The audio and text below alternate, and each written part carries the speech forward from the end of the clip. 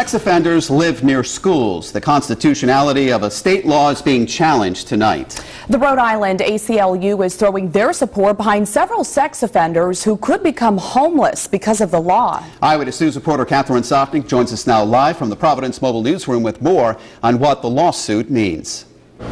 Well, yes, the Rhode Island ACLU here today has filed a lawsuit against the state of Rhode Island in support of these sex offenders, and they believe the sex offenders should stay in their current homes despite living right near schools.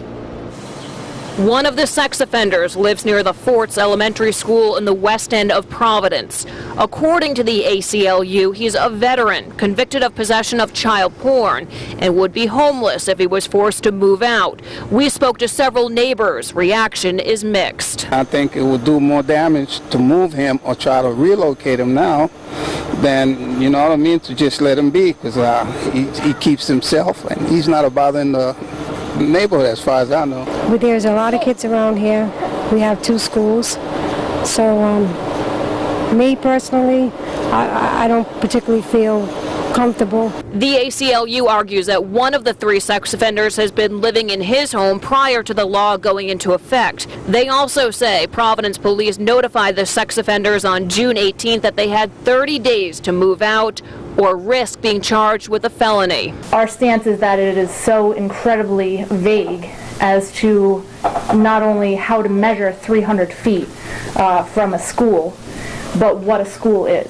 And according to the ACLU, 2 of the offenders also have developmental disabilities and live at a place where they get help with medication and food. For them, using a vague 300-foot provision of state law to essentially evict them from a place that supports their stability is entirely at odds with the overall goals of sex offender laws and rehabilitation.